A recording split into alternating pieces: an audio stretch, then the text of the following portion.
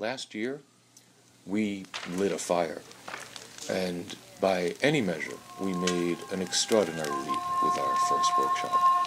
We got to a place of intellectual and emotional and creative precision that exceeded all of our expectations. Through a series of questions and actions, we developed our capacity to listen as a form of imagination, a form of authorship, to listen to each other, to our works, and to the world. Each of us dug in to our personal imaginations, drawing up, drawing out works, and together, between us, we created new structures, new spaces and stories.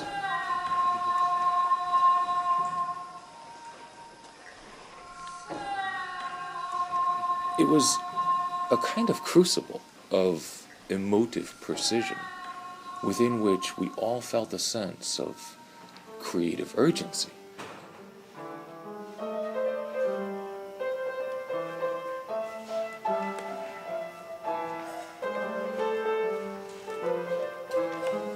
Each day was filled with remarkable, beautiful human moments that were in fact creating a new form of telling, a new form of libretto, one that is co-constructed between people, their questions, and their environment. In the last days of the workshop, we performed a work called Circles, drawing on friendship, and I believe heard in its own proper beat and measure, this work is empathetically calling us close, whispering of a new form of education.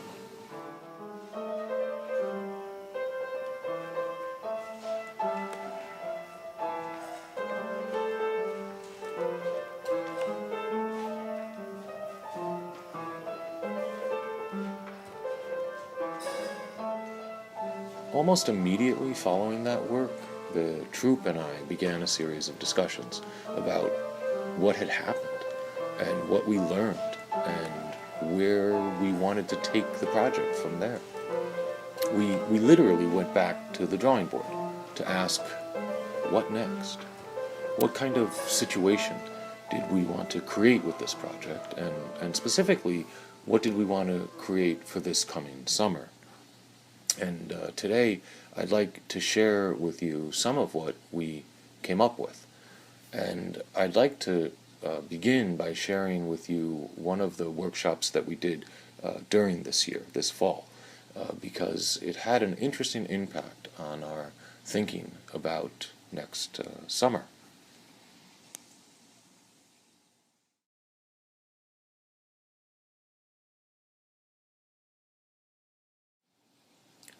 This fall, I was invited to be a visiting artist at Brown University, and we did a project called Exquisite Broken Circle. And we began by building an interesting situation. We built two arcs, two half circles, that were located back to back as a kind of broken circle. And then we placed one film camera here, absorbing the interior of one of the arcs and projecting that image in live feed into the opposite arc. Then we placed another camera absorbing images in that other arc. And it was projecting live into the first arc. These images are, of course, absorbed by the first camera, so you get a mirror to infinity. We also put two more projectors with live feed images on the outside of each of the arcs, so you could see what was happening inside each of the arcs. These projectors made the opaque walls of the arcs transparent. You could now see through them. The arcs were covered with paper, so they were drawing board film screens.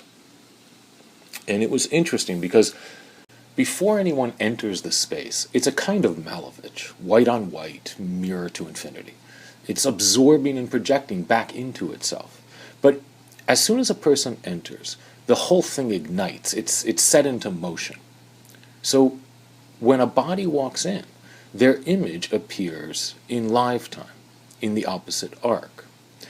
This image is then absorbed by the camera in that arc, and it is projected back into the first arc. And this image is then projected back again. So you get 1,000 moving images moving through the cameras and projectors.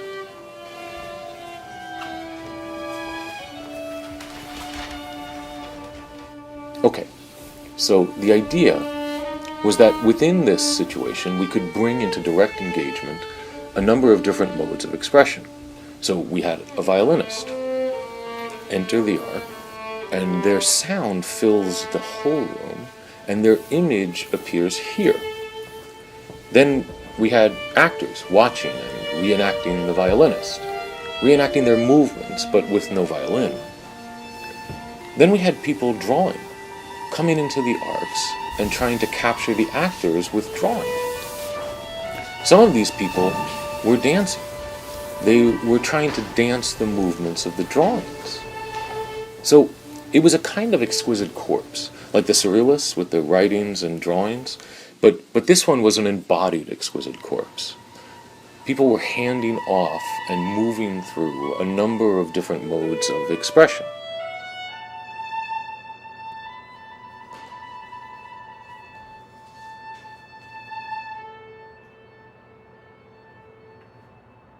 This was a fascinating project on a lot of levels. It grew out of a lot of thinking about action and acting, about pre-Greek reenactments of myth, where everyone was a teller and everyone was a listener, and there was no audience. And what they may mean today in our current geographies.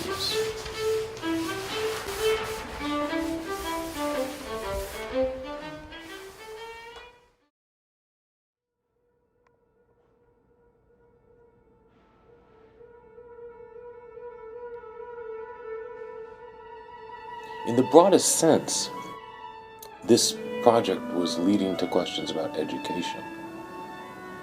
And it brought up a very interesting point.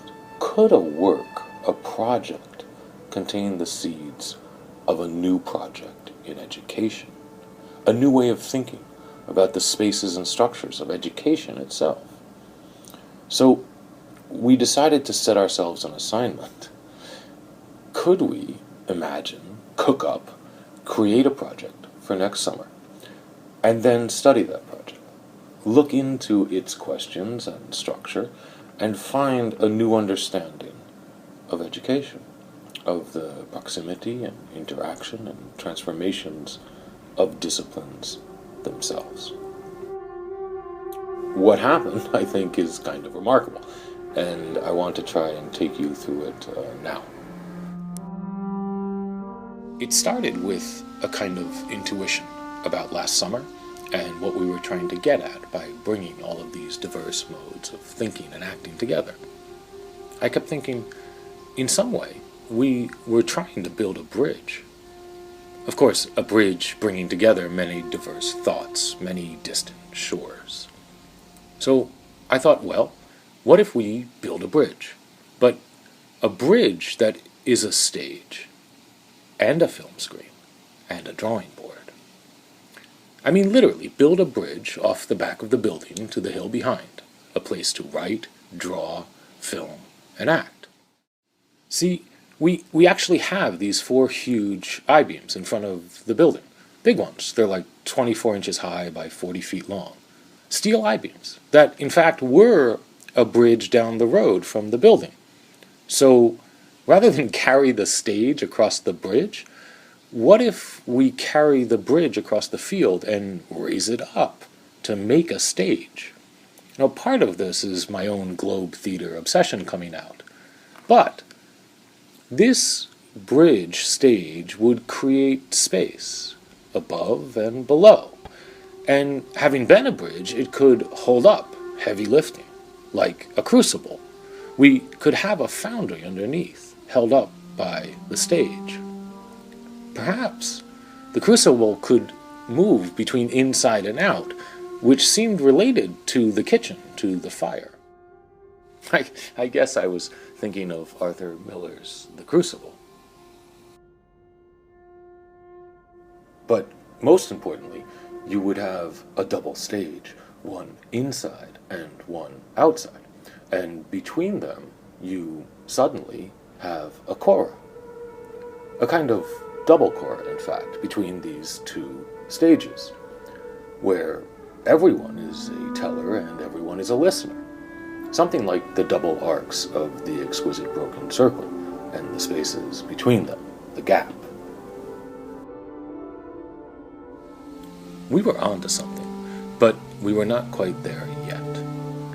So we stepped back with the exquisite broken circle in mind and looked at what this project contained.